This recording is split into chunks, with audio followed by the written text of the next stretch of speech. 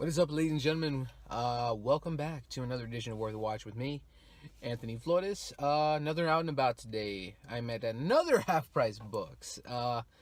Yeah, it's truly a remarkable little place. Anytime I go to any Half Price Books in general, I find at least stuff of interest. It's a really awesome place. It's a different Half Price Books than I normally go to. It's one on the other side of town, give or take, as well, and it's one I don't go to very often, but I used to go through this particular Half Price Books a lot in college, because my college is technically down the street from here. So cool stuff. Yeah, let's take a stroll down nostalgia lane and see if I find any awesome stuff today.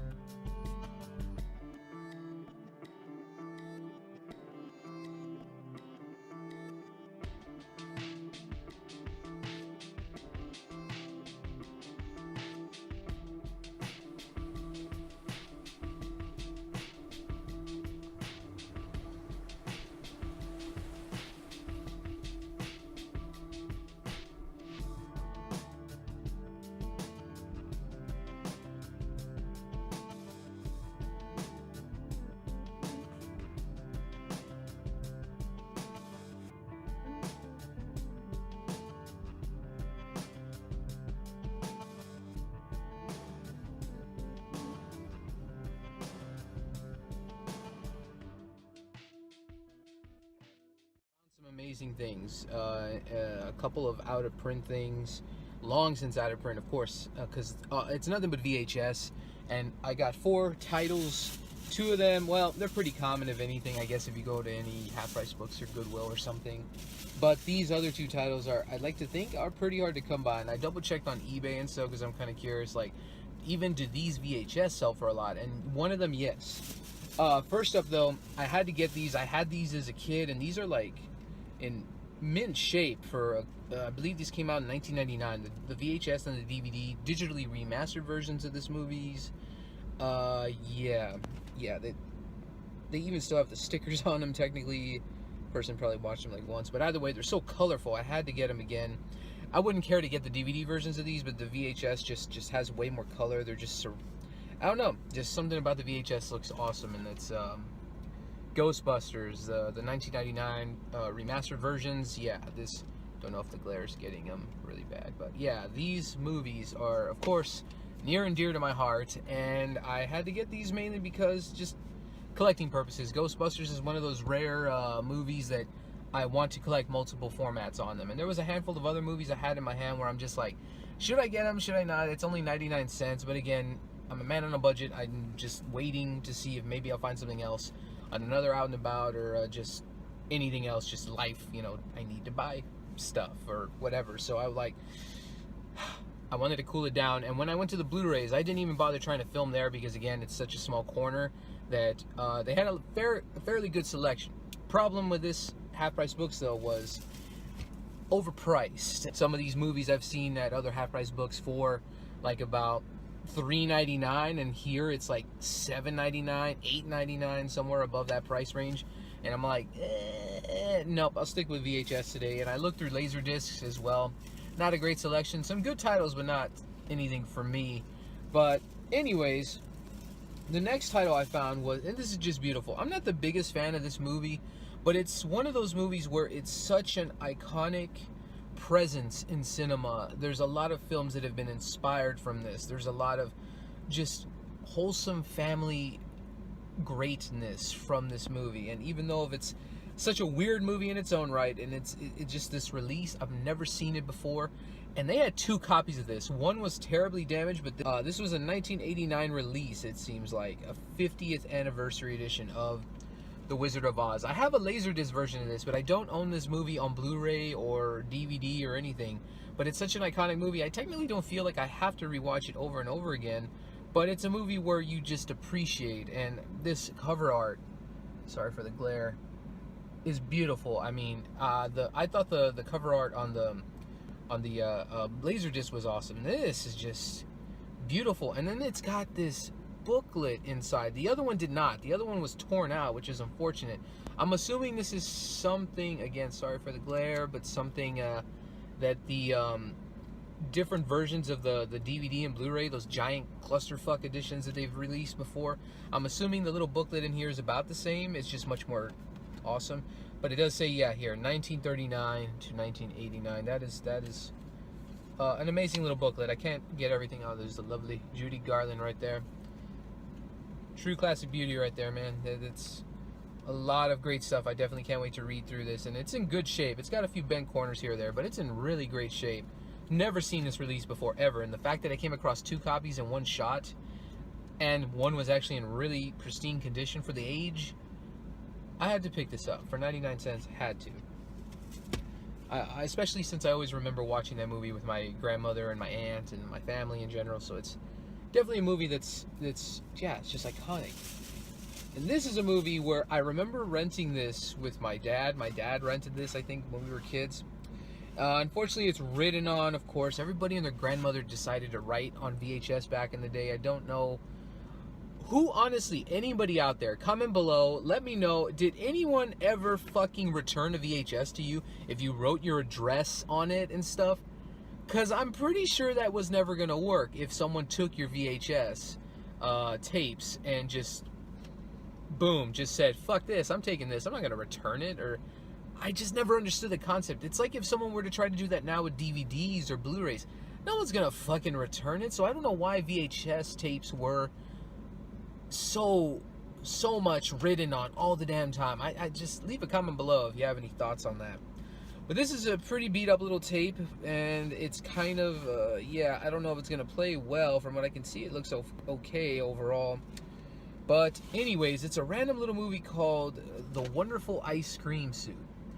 And I remember my dad renting this for a reason, because of course, especially in the late 80s, early 90s, there wasn't a lot of Mexican American or just Latino people in general in movies. So this is clearly a whole cast filled with Latino people, and it was something cool to see, I guess, especially since it was a comedy. It's got Edward James Olmos in it, and the fact that this is like a male version of that Sisterhood of Traveling Pants stuff, like the suit, you know, like with them they shared pants and cool things happen, I guess. I've never seen the movies, and this movie based that, I think it's based off a book or something, and it's a magical suit. They all wear it for a little bit of period of time. It's such a strange concept for a movie. I don't know, let alone a book. I don't know. I'm reading it right now, and it's such a strange little movie, and it's only 80 minutes long. What the fuck? But it is out of print, long since out of print. Of course, VHS tapes are of course out of print, but this is one of those harder to find obscure titles, and I saw the title there and I'm like, whoa, I haven't seen this movie in like a decade or something. I don't know. I don't remember it too well, but I remember it was funny enough as a kid, I guess. It's just a random obscure title. The DVD in particular is even, Jesus, it goes for like $50 on eBay. So I thought I'll pick it up for 99 cents to see if it works okay. And I do like Edward James Olmos. He's a great actor. So that is it, ladies and gentlemen. A very quick out and about. VHS stuff. Awesomeness. Yay. That's pretty much all I have. Overall, though, I wanted to share my thoughts on a few things recently. I have been neglecting movie reviews, and I'll tell you why. I just feel like I can't... While this is a lot of fun to do, these out and about videos and showing my updates and stuff, that feels like a little bit more personal. It's stuff that I personally want to buy and share with you all, lovely people, you watching right now. Thank you again, by the way, for watching. And I feel like I can't bring anything to the table right now when it comes to reviews. I felt renewed initially, and I love doing reviews. I still do, but after a while, I'm just like, no, I just didn't feel right. I started to feel that feeling of, I don't know if I don't know if I'm feeling this again. It sucked because I was just like, I feel like I'm doing great, and I've done a handful of out and about videos already, so I felt great with that. What I love about like people like Angry Video Game Nerd or Cinema Sickness and people like that, that not so much that they base their stuff on nostalgia, but I love the fact that they're almost like historians almost to me in terms of film, and that's where I don't know if I want to shoot something in that direction. I don't know, like, because I feel like if you don't get a review up, nobody's going to watch it. That's what, and it's true, because I've done that, where I've released a movie review for a movie a month later, and I get a handful of views, which is fine, but I feel like, even though that's amazing, and I love that about just anybody will watch it anyways, that's fine. I just feel this pressure, and I don't like that. That's what I hate about the internet in general. There's always this pressure to do everything real fast, and I don't do that. I'm on my own time, not the internet's time. I want to share thought-filled reviews, not just initial reaction stuff, because that's essentially what a lot of these movies are. If anything, I've told myself, and maybe if you guys find it to be an awesome idea, and if you like it, then let me know, again, in the comments below. I think I almost want to review movies when they come out, like around when they come out on DVD and Blu-ray. Because by then, a lot of things have happened, you've processed a lot of movies, and for the most part, especially if it's something I want to purchase on that day, maybe I even try to shoot for about a Tuesday release of a movie review. If a movie that I had not gotten a chance to review on in this initial release, if I want to, it'd be kind of cool to give a nice bit of a retrospective to see how much the movie has kind of lasted in my memory. Not every movie is going to be a Ghostbusters. Not every movie is going to be a Wizard of Oz. And I feel like I'm always strapped for time, and I always want to make my best reviews, and I don't want to just shove out any random review of any movie all the damn time and just feel like uninterested. And that's what I've seen with a lot of hardcore movie reviewers out there, like Jeremy Johns, Chris Stuckman, and a slew of other people that I enjoy watching. I'm very grateful for the time and effort and the careers that they've made out of this. But sadly, I don't have the time every day of the week. I don't have a career around this YouTube stuff. I make no money from this. I do this because I want to, and I want to put my best foot forward and not seem uninterested. That's another big thing that I don't want to feel like, I gotta review this movie today. Unless someone is paying me, of course, by all means, it's a different situation. Like all those bigger YouTube movie reviewers. But for me, I want to give my best foot forward, and I want to review movies that I have feelings of passion for. Even if it's a bad one, I still want to give constructive criticism. I still want to share my initial thoughts and why I feel a movie could be bad, or why it's great or mediocre. I want to give retrospectives more than anything, not just initial reactions. That's what I'm saying. I just wanted to share you guys with why I haven't done a movie review since, I think, like Split, or something. I do initial reviews, and I'm hoping to start a blog, to be honest, because initial blog stuff, I love to write as well. I like to write out my thoughts. I love to do that on Instagram when I don't get to do an actual video of any kind. I love to do that. I love to just type it out, share it, my thoughts, boom, done. I don't have to worry about feeling uninterested and just like, and if it's a movie I really, truly love and enjoyed, I definitely will do my best to make a video. And but again, work, life, I've said that many a times, but I've done better though this year. I'm getting even more redundant. I hope to release more thoughts soon. And then the final thing I wanted to share with you all is my podcast with my best buddy. He and I, we finally have it up on iTunes. We're officially on iTunes, so that's the best news. I can definitely end on a good note here instead of a weird, bittersweet note. Check it out, The Fan's Guide to Animation. Our first ever episode is in the link in the description below. It is on Who Framed Roger Rabbit. It's a nice little retrospective, a scene-by-scene analysis and thoughts of what we loved, enjoyed, and kind of nitpicked here or there, but overall enjoyed the amazing masterpiece that is that movie. If you love all things animation, stay tuned for more episodes as well, and check out the episode right now. So thank you so much. Let us know as well. Give us some feedback if you like, and give us some suggestions if you'd like to review.